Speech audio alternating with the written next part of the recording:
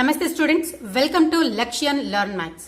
ಇದೇ ತಿಂಗಳ 21ನೇ ತಾರೀಕಿನಿಂದ ನಡೆಯುವಂತಹ ಪ್ರಿಪರೇಟರಿ SSLC ಪ್ರಿಪರೇಟರಿ ಎಕ್ಸಾಮ್ಗೆ ಕರ್ನಾಟಕ ಪ್ರೌಢ ಶಿಕ್ಷಣ ಪರೀಕ್ಷಾ ಮಂಡಳಿ ಇಂದ ಬಿಡುಗಡೆಯಾಗಿರುವಂತಹ ಒಂದು ಮಾಡೆಲ್ ಕ್ವಶನ್ ಪೇಪರ್ ಅನ್ನ ನಾವು ಈ ವಿಡಿಯೋದಲ್ಲಿ ನೋಡೋಣ. ಸೊ ಬನ್ನಿ ಹಾಗಾದ್ರೆ ರಿವಿಷನ್ ಮಾಡೋಣ. ಸೊ ಮಾಡೆಲ್ ಪೇಪರ್ ಇನ್ಸ್ಟ್ರಕ್ಷನ್ಸ್ ಅನ್ನ ನೋಡೋಣ ಇಲ್ಲಿ. ಸೊ ಮಾಡೆಲ್ ಇನ್ಸ್ಟ್ರಕ್ಷನ್ಸ್ ಏನ್ ಹೇಳ್ತಿದೆ ಅಂತಂದ್ರೆ, ಇಲ್ಲಿ ಈ ಕ್ವಶನ್ ಪೇಪರ್ಸ್ ಅಂದ್ರೆ ಬರುವಂತಹ ಎಕ್ಸಾಮ್ ನಲ್ಲಿ ಆಬ್ಜೆಕ್ಟಿವ್ ಟೈಪ್ ಕ್ವಶನ್ಸ್ ಇರುತ್ತೆ, ಸಬ್ಜೆಕ್ಟಿವ್ ಟೈಪ್ಸ್ ಕ್ವಶನ್ಸ್ ಇರುತ್ತೆ. ಹಾಗಾದ್ರೆ ನಾವು ಈಸಿಯಾಗಿ ನೀವು ಸ್ಕೋರ್ ಮಾಡಬಹುದಲ್ಲ. Okay, so next first 15 minutes ಅನ್ನ ನೀವು ದಯವಿಟ್ಟು ವೇಸ್ಟ್ ಮಾಡದಿರಾ ಎಲ್ಲಾ ಕ್ವಶನ್ಸ್ ಅನ್ನ ಓದಿದ ನಂತರ ನಿಮ್ಗೆ ಯಾವ ಕ್ವಶನ್ಸ್ ಕಾನ್ಫಿಡೆಂಟ್ ಆಗಿ ಬರುತ್ತೆ, ಈ ಫಾರ್ಮುಲಾ ಕರೆಕ್ಟ್ ಆಗಿ ನನ್ಗೆ ಗೊತ್ತಿದೆ, ಸೊ ಅದನ್ನೆಲ್ಲ ಫಸ್ಟ್ ರಿವೈಸ್ ಮಾಡಿ. ಫಸ್ಟ್ ಎಲ್ಲಾ ಫಾರ್ಮುಲಾನ ರಿವೈಸ್ ಮಾಡಿ. ಸೊ ಯಾವ ಕ್ವಶನ್ ಮಾಡಬಹುದು ಅನ್ನೋದನ್ನ ನೀವು ಟಿಕ್ ಮಾರ್ಕ್ ಮಾಡಿ ಇಮಿಡಿಯೇಟ್ಲಿ ಸ್ಟಾರ್ಟ್ ಮಾಡಿ. ಸರಿನಾ? ಹಾಗಾದ್ರೆ ನಾವು ಇವಾಗ ಸ್ಟಾರ್ಟ್ ಮಾಡೋಣವಾ? ಬನ್ನಿ ಹಾಗಾದ್ರೆ. ಓಕೆ ಫ್ರೆಂಡ್ಸ್, ಫಸ್ಟ್ ಮೇನ್ ಅಲ್ಲಿ ನಮಗೆ ಮಲ್ಟಿಪಲ್ ಚಾಯ್ಸ್ ಕ್ವಶನ್ಸ್ ಅನ್ನ ಕೊಟ್ಟಿರ್ತಾರೆ. ಸೊ ಕರೆಕ್ಟ್ ಆನ್ಸರ್ ನ ನಾವು ಚೂಸ್ ಮಾಡಬೇಕಾಗುತ್ತೆ. ಸೊ ಇಲ್ಲಿ ನೋಡೋಣ. First sum, if a pair of linear equations a1x plus b1y plus c1 is equal to 0, a2x plus b2y plus c2 is equal to 0 in two variables have unique solution, then correct relation among the following is. So ಇಲ್ಲಿ ನಾವು observe ಮಾಡಬೇಕಾಗಿರೋದು, so ಕೊಟ್ಟಿರೋ linear equations ಏನೋ standard form ನಲ್ಲಿ ಇದೆ, ಮತ್ತೆ ಈ ಈಕ್ವೇಶನ್ಸ್ಗೆ unique solution, special ಆಗಿರೋ ಒಂದು ಸೊಲ್ಯೂಷನ್ಸ್ ಇದೆ. ಅಂದ್ರೆ ಓನ್ಲಿ ಒನ್ ಸೊಲ್ಯೂಷನ್ ಅಂತ. ಸೊ ಓನ್ಲಿ ಒನ್ ಸೊಲ್ಯೂಷನ್ ಅಂತ ಹೇಳಿದ್ರೆ ಒಬ್ರೇ ಒಬ್ರು ಅಲ್ವಾ. ಸೊ ಹಾಗಾದ್ರೇನೋ, ಸೊ ಅದು ಬೇರೆದಕ್ಕೆ ಈಕ್ವಲ್ ಆಗಿರೋದಿಲ್ಲ. ಯುನೀಕ್ ಅಂದ್ರೇನೋ ಸ್ಪೆಷಲ್. ಸೊ ಯುನೀಕ್ ಅಂದ್ರೇನೋ ಸ್ಪೆಷಲ್ ಅಂದ್ರೆ ಅದು ಯಾವ್ರಿಗೂ ಈಕ್ವಲ್ ಆಗಿರೋದಿಲ್ಲ ಅಂತ ಒಂದು ಕಾನ್ಸೆಪ್ಟ್ ಅನ್ನ ಅರ್ಥ ಮಾಡ್ಕೊಳ್ಳಿ. ಸೊ ಈಕ್ವಲ್ ಆಗದಿರೋದು ಯಾವ್ದು ಇಲ್ಲಿ ನೋಡಿ. So a1 by a2 is not equal to b1 by b2. So option A is the correct answer. So ಇದನ್ನ ನಾವು ಚಾರ್ಟ್ ಮೂಲಕ ಸಹ ಕಲ್ತ್ಕೊಬಹುದು. Okay students, pair of linear equations ಅಲ್ಲಿ ಬೇರೆ ಕ್ವಶನ್ಸ್ ಅನ್ನ ಕೇಳಿದ್ರೆ ಹೇಗೆ ಆನ್ಸರ್ ಮಾಡೋದು, ಹೇಗೆ ಜ್ಞಾಪನ ಇಟ್ಕೊಳ್ಳೋದು, ಸೊ ಅದಕ್ಕೆ ಒಂದು ಈ ಸ್ಮಾಲ್ ಚಾರ್ಟ್ ನ ಜ್ಞಾಪನ ಇಟ್ಕೊಳ್ಳಿ. ನೋಡಿ, ಫಸ್ಟ್ ಈಗ ಇಲ್ಲಿ ನೋಡಿ, ಇಲ್ಲಿ ಸೊ ಇಲ್ಲೇನಾಗಿದೆ, ಲೈನ್ಸ್ ಇಂಟರ್ಸೆಕ್ಟ್ ಆಗಿದೆ ಅಲ್ವಾ. ಸೊ ಮೀಟ್ ಆಗ್ತಿದೆ, ಎರಡು ಲೈನ್ಸ್ ಮೀಟ್ ಆಗ್ತಿದೆ. ಸೊ ಮೀಟ್ ಆಗ್ತಿದೆ ಅಂತ ಹೇಳಿದ್ರೆ ಅದಕ್ಕೆ ಯುನೀಕ್ ಸೊಲ್ಯೂಷನ್ ಇರುತ್ತೆ. ಇವಾಗ ಜಸ್ಟ್ ನಾವು ಫಸ್ಟ್ ಸಮ್ ಡಿಸ್ಕಸ್ ಮಾಡಿದ್ವಲ್ಲ, ಸೊ ಹಾಗೆ ಯುನೀಕ್ ಸೊಲ್ಯೂಷನ್ ಅಂದ್ರೇನು, ಓನ್ಲಿ ಒನ್. ಸೊ ಅವ್ರ ತರ ಯಾರು ಇರೋದಿಲ್ಲ. ಸೊ ಅದಕ್ಕೆ ಎಲ್ಲರಿಗೂ ಹೇಳೋದು ನೀವು ಯುನೀಕ್ ಆಗಿರ್ರಿ ಅಂತ ಅಲ್ವಾ. ಸೊ ಹಾಗಾದ್ರೆ ಯುನೀಕ್ ಅಂದ್ರೇನು, ನೀವು ಬೇರೆಯವ್ರಿಗೆ ಈಕ್ವಲ್ ಇಲ್ಲ. So the ratio a1 by a2 is not equal to b1 by b2. ಸರಿನಾ? ಸೊ ನೆಕ್ಸ್ಟ್ ಕೋಇನ್ಸಿಡೆಂಟ್ ಲೈನ್ಸ್ ಅಂತ ಏನ್ ಹೇಳ್ತೀವಿ. ಸೊ ಅದು ಹೇಗಿರುತ್ತೆ, ಸೊ ಒಂದರ ಲೈನ್ ಮೇಲೆ ಇನ್ನೊಂದು ಲೈನ್ ಇರುತ್ತೆ. ಸೊ ಆಗ ಆ ಕೋಇನ್ಸಿಡೆಂಟ್ ಲೈನ್ಸ್ ಇರೋದು, ಆ ರೇಷಿಯೋ ಎಲ್ಲರಿಗೂ ಈಕ್ವಲ್ ಇರುತ್ತೆ. ಓಕೆ, ಸೊ ಎಲ್ಲರಿಗೂ ಈಕ್ವಲ್. ನೋಡಿ ಯಾವ ರೇಷಿಯೋ ಅದು, a1 by a2 is equal to b1 by b2 which is equal to c1 by c2. Okay, so ಆಗ ಅವ್ರಿಗೆ ಮಿನಿ ಸೊಲ್ಯೂಷನ್ಸ್ ಅಂದ್ರೆ it has got mini solutions. Fine. So ಆ ತರ pair of equations ಅನ್ನು ನಾವು consistent pair of equations ಅಂತ ಕರಿತೀವಿ. So coincident ಅಂತಂದ್ರೆ ಮೆನಿ ಫ್ರೆಂಡ್ಸ್, ಬೇರೆ ಬೇರೆ ಎಲ್ಲರ ಫ್ರೆಂಡ್ಸ್ ಆಗಿರೋದು, means they are equal. So ಅವ್ರ ಥಾಟ್ಸ್ ಈಕ್ವಲ್ ಆಗಿರುತ್ತೆ. ಸೊ ಅದೇ ತರ ಇಲ್ಲಿ ರೇಷಿಯೋ ಈಕ್ವಲ್ ಆಗಿರುತ್ತೆ, ಜ್ಞಾಪನ ಇಟ್ಕೊಳ್ಳಿ.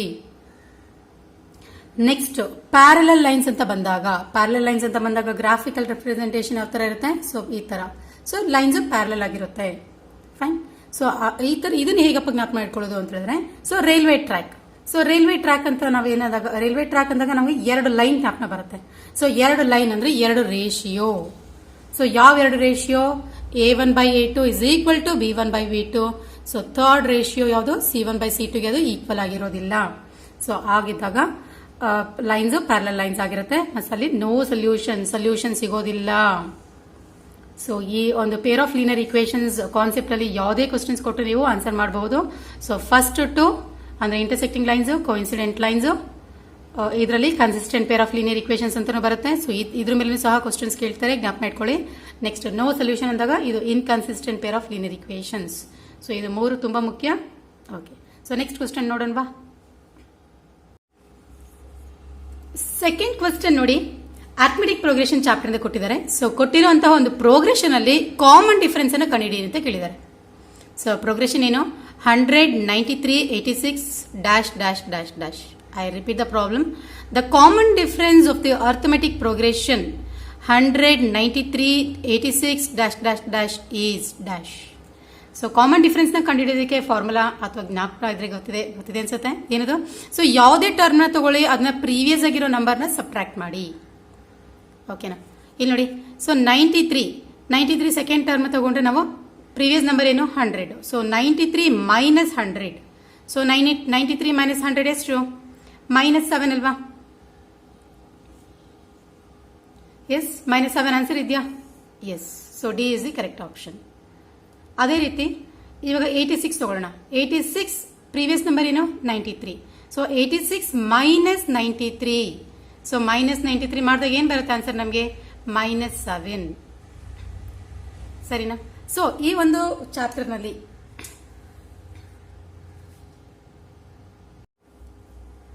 ಈ ಅರ್ಥಮೆಟಿಕ್ ಪ್ರೋಗ್ರೆಷನ್ ಚಾಪ್ಟರ್ ನಲ್ಲಿ ನಾವು ತಿಳ್ಕೊಳ್ಬೇಕಾಗಿರುವಂತ ಎರಡು ಫಾರ್ಮುಲಾ ಯಾವ್ದು? ಎನ್ ಅಥವಾ TN is equal to A plus N minus 1 into D. So ಇದನ್ನು ಹೀಗೆ ರಿವೈಸ್ ಮಾಡ್ಬಿಡೋಣ. ಸೊ ಎನ್ ಅಂದ್ರೇನು? ಎನ್ ಅಂದ್ರೆ nth ಟರ್ಮ್ ಅನ್ನ ಕಂಡುಹಿಡಿಯೋದಕ್ಕೆ ಬೇಕಾಗಿರುವಂತಹ formula A plus N minus 1 into D.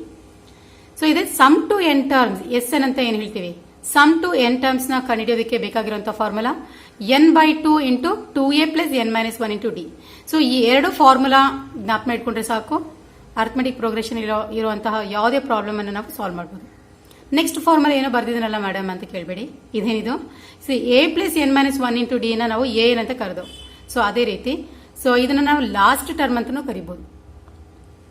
So formula ಏನಾಗುತ್ತಾಗ n/2 into A plus L.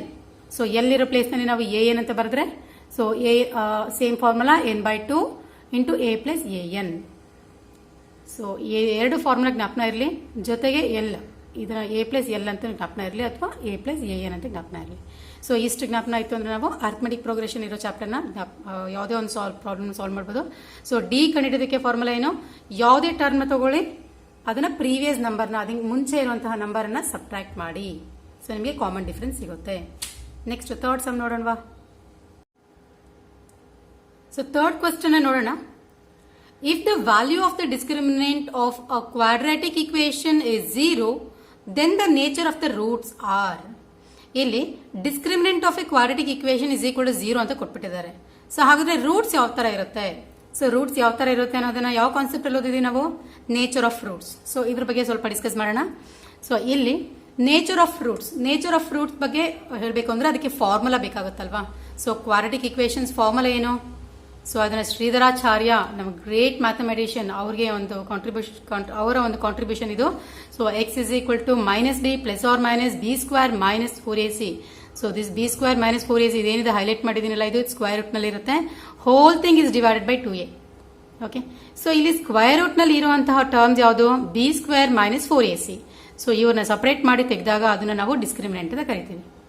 Discriminant. So ಇದನ್ನ ಆ ನೇಚರ್ ಆಫ್ ದ ರೂಟ್ಸ್ ಅನ್ನ ಡಿಸ್ಕ್ರೈಬ್ ಮಾಡೋದು. ಓಕೆನಾ? ಸೊ ಅದಕ್ಕೆ ಸಿಂಬಲ್ ಸಪರೇಟ್ ಆಗಿದೆ, ಏನದು? ಡಿ ಅಂತ ಕರಿತೀವಿ ಅಥವಾ ಡೆಲ್ಟಾ. ಈ ಟ್ರಯಾಂಗಲ್ ಶೇಪ್ ಇದೆಯಲ್ಲ, ಇದು ಡೆಲ್ಟಾ. ಸೊ ಅದ್ರಲ್ಲಿ ಏನ್ ಕೊಟ್ಟಿದ್ದಾರೆ ನಮ್ಗೆ? ಇಲ್ಲಿ ಈಕ್ವಲ್ ರೂಟ್ಸ್, ಕ್ವಶನ್ ಅಲ್ಲಿ ಏನಿದೆ? ಈಕ್ವಲ್ ರೂಟ್ಸ್ ಅಂತ ಕೊಟ್ಬಿಟ್ಟಿದ್ದಾರೆ ಇಲ್ಲಿ. ಸೊ ಈ ಡಿಸ್ಕ್ರಿಮಿನೆಂಟ್ ಏನಿದೆ? ಈಕ್ವಲ್ ರೂಟ್ಸ್ ಇದೆ ಅಂತ ಕೊಟ್ಟಿದ್ದಾರೆ. ಸೊ ಈಕ್ವಲ್ ರೂಟ್ಸ್ ಆದ್ರೆ ಅದರ ನೇಚರ್ ಅಂದ್ರೆ ಅದರ ಒಂದು ರೂಟ್ಸ್ ಯಾವ ತರ ಇರುತ್ತೆ? ನಾನು ಚಾರ್ಟ್ ಬರ್ದಿದ್ದೆ ನೋಡಿ. So b square minus 4ac ಅದನ್ನ ಡಿಸ್ಕ್ರಿಮಿನೆಂಟ್ ಇಸ್ ಈಕ್ವಲ್ ಟು 0 ಅಂದ್ರೆ ಈಕ್ವಲ್ ರೂಟ್ಸ್ ಇರುತ್ತೆ.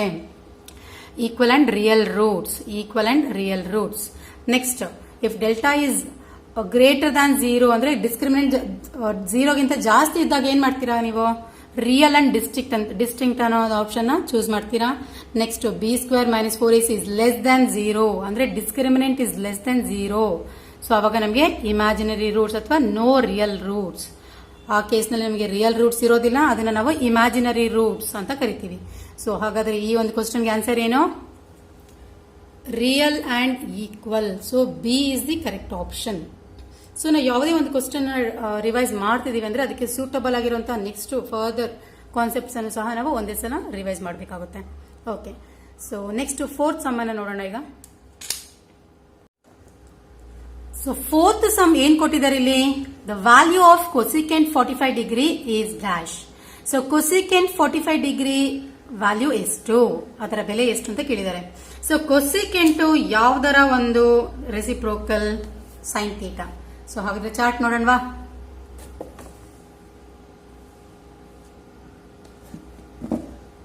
ಓಕೆ, ಇಲ್ಲಿ ನೋಡಿ. ಸೊ ಸೈನ್ ಥೀಟಾ ಮತ್ತೆ ಕೊಸಿಕೆಂಟ್ ಥೀಟಾ ರೆಸಿಪ್ರೋಕಲ್. ಸೊ ನಮಗೆ ಕೇಳಿರೋದೇನು, cosecant 45 degree. So cosecant 45 degree ಅಂದ್ರೆ ಇಲ್ಲಿ √2 ಅಂದ್ರೆ ನಿಮ್ಗೆ ಜ್ಞಾಪನ ಇತ್ತು, ಬೆಲೆ ಜ್ಞಾಪನ ಇತ್ತು ಅಂದ್ರೆ ಬರೀಬಹುದು. ಅಥವಾ ಸೈನ್ ಥೀಟಾ ವ್ಯಾಲ್ಯೂಸ್ ಗೊತ್ತಿದಲ್ವಾ ಹೇಗೆ ಕಂಡುಹಿಡಿಯೋದು ಅಂತ. ಸೊ ಕಳೆದ ಒಂದು ವಿಡಿಯೋಸ್ ಅಲ್ಲಿ ಹೇಳಿದ್ದೀನಿ, 0 1 2 3 4 ತಗೊಂಡು ಡಿವೈಡ್ ಬೈ 4 ಮಾಡಬೇಕು ಮತ್ತೆ ಸ್ಕ್ವೇರ್ ರೂಟ್ ಕಂಡುಹಿಡಿಯಬೇಕು. ಸೊ ಅದು sine theta values. So sine 45 degree 1/√2 ಆಯ್ತು ಅಂತಂದ್ರೆ, ಸೊ ಕೊಸಿಕೆಂಟ್ 45 ಡಿಗ್ರಿ ಏನಾಗುತ್ತೆ, √2. ಸೊ ಇದನ್ನ ಡಿವೈಡ್ ಮಾಡಿದಾಗ ಬರುವಂತ ಆನ್ಸರ್ ಏನು, √2. ಸೊ ಆಪ್ಷನ್ ಅಲ್ಲಿ ಇದೆಯಾ ನೋಡೋಣ. So cosecant 45 degree is √2. So ಇಲ್ಲಿ option B is the right answer. Tick ಮಾಡಬಹುದಾ, ಮಾಡಿ. Next, fifth question, the distance of a point X, Y from the origin is. ನೋಡೋಣ. ಸೊ ಈ ಒಂದು ಕ್ವಶನ್ ಆನ್ಸರ್ ಮಾಡೋದಕ್ಕೆ ನಮಗೆ ಬೇಕಾಗಿರೋದು ಯಾವುದು, ಏನು, distance formula. So distance formula between any two points P, Q is given by, that is p and q is given by root of x2 minus x1 the whole square plus y2 minus y1 the whole square. So ಇದು distance formula. But ನಮಗೆ ಕೇಳಿರೋ question ಏನು, the distance of a point P X, Y from the origin ಅಂದ್ರೆ origin ಇಂದ O ಇಂದ ಈ P ವರೆಗೂ ಇರುವಂತಹ ಒಂದು ಡಿಸ್ಟೆನ್ಸ್ ಅನ್ನ ಕಂಡುಹಿಡಿಯೋದಕ್ಕೆ ಹೇಳ್ತಿದ್ದಾರೆ. ಸೊ ಇಲ್ಲಿ ಡಿಸ್ಟೆನ್ಸ್ ಅನ್ನು ಕಂಡುಹಿಡಿಯೋದಕ್ಕೆ ನಮಗೆ ಸೆಕೆಂಡ್ ಪಾಯಿಂಟ್ ಯಾವುದು, ಕ್ಯೂ ಪಾಯಿಂಟ್ x2, y2 ಇರೋದಿಲ್ಲ. ಸೊ ಹಾಗಾದ್ರೆ ಈ ಫಾರ್ಮುಲಾದಲ್ಲಿ ನಮಗೆ ಒಂದು ವೇರಿಯೇಬಲ್ ಅಷ್ಟೇ ಅಂದ್ರೆ x2 ಇರೋದಿಲ್ಲ. ಓಕೆ, ಸೊ x2 ಇರೋದಿಲ್ಲ ಅಂತಂದ್ರೆ ನಾವು ಇದನ್ನು x ಅಂತ ಕನ್ಸಿಡರ್ ಮಾಡಬಹುದು. ಓಕೆ, ಸೊ ಅದನ್ನ ಪರ್ಟಿಕ್ಯುಲರ್ ಕೇಸನ್ನು ನಾವು ಇದು ಸ್ಪೆಷಲ್ ಕೇಸಲ್ಲಿ ಓದಿದೀವಿ. So in particular the distance of a point P X, Y from the origin O 0, 0 is given by the formula OP is equal to root of x square plus y square. So ಈ option ನಮಗೆ second ಅಲ್ಲ third, C option ಅಲ್ಲಿ ಇದೆ ನಮಗೆ. So C option ಏನಿದೆ ನೋಡಿ ಇಲ್ಲಿ, square root of x square plus y square. So this is the correct answer. So this is the distance of a point P from the origin. Clear? Okay. Now let us move on to the sixth sum. Sixth sum ನೋಡೋಣವಾ. The empirical relationship between mean, median and mode is dash. So very simplest formula. So median, mean ಮತ್ತೆ mode ಇರುವಂತ ಒಂದು relationship ಅನ್ನ ಕೇಳಿದರೆ. So 3 median is equal to mode plus mean. So 3 median is equal to 2 mode plus mean. So confusion ಮಾಡಿದ್ದಾರೆ ಇಲ್ಲಿ ನಿಮಗೆ. So ನೀವು confusion ಆಗಬೇಡಿ. So correct formula ಏನು, 3 median is equal to mode plus 2 mean. Text book ನೋಡಿ ಇಲ್ಲಿ. So 3 median is equal to mode plus 2 mean. So mode plus 2 mean ಅಂದ್ರೆ D option is the correct answer. So simple ಆಗಿರೋ question ಕೇಳಿರಬಹುದು model paper ನಲ್ಲಿ, but ಇನ್ನೂ formula ಇರೋದು ಇದೆಯಲ್ವಾ ಈ ಸ್ಟ್ಯಾಟಿಸ್ಟಿಕ್ಸ್ ಚಾಪ್ಟರ್ ನಲ್ಲಿ. ಸೊ ಅದನ್ನೆಲ್ಲ ನಾವು ನೆಕ್ಸ್ಟ್ ವಿಡಿಯೋದಲ್ಲಿ ನೋಡೋಣ.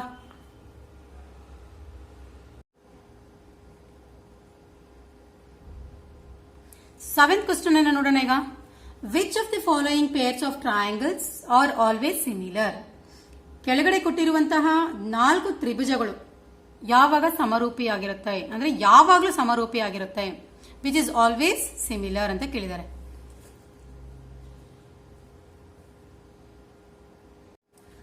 ಸೆವೆಂತ್ ಕ್ವಶನ್ ಅನ್ನ ನೋಡೋಣ ಈಗ. Which of the following pair of triangles are always similar. So similar triangles ಮೇಲೆ ಇರುವಂತಹ ಒಂದು ಕ್ವಶನ್ ಇದು. ಸೊ ಸಿಮಿಲರ್ ಟ್ರಯಾಂಗಲ್ಸ್ ಅಂದ್ರೆ ಏನು? So figures which have the same shape. Figures which have the same shape but not necessarily the same size. So same shape ನಲ್ಲಿ ಇರಬೇಕು, ಆದ್ರೆ same size ನಲ್ಲಿ ಇರಬೇಕು ಅಂತ ಏನು ಅವಶ್ಯಕತೆ ಇಲ್ಲ. ಸೊ ಅಂತ ಫಿಗರ್ಸ್ ಗಳನ್ನ, ಅಂತ ಟ್ರಯಾಂಗಲ್ಸ್ ಗಳನ್ನ ನಾವು ಸಿಮಿಲರ್ ಫಿಗರ್ಸ್ ಅಂತ ಕರಿತೀವಿ ಅಲ್ವಾ. ಸೊ ಇಲ್ಲಿ ಏನು ಆಪ್ಷನ್ಸ್ ಕೊಟ್ಟಿದ್ದಾರೆ ಇಲ್ಲಿ, 2 isosceles triangles. So isosceles triangles ಅಂದ್ರೇನು, 2 ಸೈಡ್ಸ್ ಈಕ್ವಲ್ ಇರಬೇಕು. ಸೊ 2 ಸೈಡ್ಸ್ ಈಕ್ವಲ್ ಇತ್ತು ಅಂತ ಹೇಳಿದ್ರೆ ನಾವು SAS ಪಾಸ್ಟುಲೇಟ್ ಅನ್ನ ಪ್ರಕಾರ ನಾವು ಈಕ್ವಲ್ ಸಿಮಿಲರ್ ಟ್ರಯಾಂಗಲ್ಸ್ ಅಂತ ಹೇಳ್ಬೋದು. ಬಟ್ ಸದಾ ಯಾವಾಗ್ಲೂ ಅಂತ ಕೇಳಿದರೆ ಇಲ್ಲಿ ಆಲ್ವೇಸ್ ಸಿಮಿಲರ್ ಆಗಿರುತ್ತಾ. ಸೊ SAS ಪಾಸ್ಟುಲೇಟ್ ಪ್ರಕಾರ ಯೂಸ್ ಮಾಡುವಂತಹ ಒಂದು ಟ್ರಯಾಂಗಲ್ಸ್ ಯಾವುದು, ಐಸೋಸೆಲೆಸ್ ಟ್ರಯಾಂಗಲ್ಸ್ ಅಲ್ಲಿ ನೋಡಿ ಇಲ್ಲಿ 2 ಸೈಡ್ಸ್ ಈಕ್ವಲ್ ಇದೆ, 2 ಸೈಡ್ಸ್ ಈಕ್ವಲ್ ಇದೆ. ಬಟ್ ಇನ್ಕ್ಲೂಡೆಡ್ ಆಂಗಲ್ ಏನಿದೆ ಇಲ್ಲಿ, ಇನ್ಕ್ಲೂಡೆಡ್ ಆಂಗಲ್ ಈಕ್ವಲ್ ಇರುತ್ತಾ, ಯಾವಾಗ್ಲೂ ಇರೋದಿಲ್ಲ. So first option is wrong. Next B option ಏನಿದೆ, 2 ಸ್ಕೇಲಿನ್ ಟ್ರಯಾಂಗಲ್ಸ್ ಅಂತಿದೆ. ಸೊ ಸ್ಕೇಲಿನ್ ಟ್ರಯಾಂಗಲ್ಸ್ಗೆ ರಿಲೇಟೆಡ್ ಆಗಿರುವಂತಹ ಒಂದು ಕ್ರೈಟೀರಿಯಾ ಯಾವುದೂ ಇಲ್ವೇ ಇಲ್ಲ, ಅಂದ್ರೆ ಸಿಮಿಲರ್ ಟ್ರಯಾಂಗಲ್ಸ್ ಅಲ್ಲಿ. ಸೊ ಏಕೆ ಅಂತ ಹೇಳಿದ್ರೆ ಆ ಟ್ರಯಾಂಗಲ್ ನಲ್ಲಿ 3 ಸೈಡ್ಸ್ ಏನಿದೆ ಒಂದು ಟ್ರಯಾಂಗಲ್ ನ 3 ಸೈಡ್ಸ್ ಇನ್ನೊಂದು ಟ್ರಯಾಂಗಲ್ ನ 3 ಸೈಡ್ಸ್ಗೆ ಈಕ್ವಲ್ ಇರೋದಿಲ್ಲ ಅಲ್ವಾ. ಸೊ ಸ್ಕೇಲಿನ್ ಟ್ರಯಾಂಗಲ್ ಆಂಗಲ್ಸ್ ಸಹ ಈಕ್ವಲ್ ಇರದೇ ಇರೋದ ಕಾರಣದಿಂದ ನಾವು ಅದನ್ನ ಸಿಮಿಲರ್ ಟ್ರಯಾಂಗಲ್ಸ್ ಅಂತ ಕನ್ಸಿಡರ್ ಮಾಡೋದಕ್ಕಾಗೋದಿಲ್ಲ. So second option is wrong. So next third option ಏನಿದೆ, 2 equilateral triangles. So 2 equilateral triangles ಅಂತ ಹೇಳಿದ್ರೆ ಅದು ಸೇಮ್ ಶೇಪ್ ಇರಬೇಕು ಮತ್ತೆ ಸೇಮ್ ಸೈಜ್ ಇರಬೇಕು ಅಲ್ವಾ. ಇಲ್ಲಿ ನೋಡಿ, ಹಾಗಾದ್ರೆ ಇಲ್ಲಿ ನೋಡಿ 2 ಟ್ರಯಾಂಗಲ್ಸ್, ಇದನ್ನ ಒಂದಕ್ಕೊಂದು ನಾವು ಸೂಪರ್ ಇಂಪೋಸ್ ಮಾಡಿದಾಗ ಏನಾಗುತ್ತದು ಈಕ್ವಲ್ ಆಗಿರುತ್ತೆ, ಅಂದ್ರೆ ಸೂಪರ್ ಇಂಪೋಸ್ ಕೋಇನ್ಸೈಡ್ ಆಗುತ್ತೆ, ಆಂಗಲ್ಸ್ ಮತ್ತೆ ಸೈಡ್ಸ್ ಕೋಇನ್ಸೈಡ್ಸ್ ಆಗುತ್ತೆ. ಸೊ ಇದನ್ನ ನಾವು ಯಾವಾಗ್ಲೂ ಯಾವುದೇ ತರ ಈಕ್ವಿಲ್ಯಾಟ್ರಲ್ ಟ್ರಯಾಂಗಲ್ಸ್ ತಗೊಂಡ್ರು ನಾವು ಅದು ಈಕ್ವಲ್ ಸಮರೂಪಿಯಾಗೇ ಇರುತ್ತೆ. So C option is the right answer. So ಇದೇನೆ ನಾವು ಫೋರ್ ಆಪ್ಷನ್ಗೂ ಡಿಸ್ಕಸ್ ಮಾಡೋಣವಾ. So right angle triangles. So right angle triangles ಅಲ್ಲಿ ಒನ್ ಆಂಗಲ್ 90 ಡಿಗ್ರಿ ಇರುತ್ತೆ. ಸೊ ಹೈಪೋಟಿನ್ಯೂಸ್ ಮತ್ತೆ ಇನ್ನೊಂದು ಸೈಡ್ ಸಮವಾಗಿರುತ್ತೆ ಅಂತ ಹೇಗೆ ಹೇಳಕ್ ಸಾಧ್ಯ ಆಗೋದಿಲ್ಲ ಅಲ್ಲ.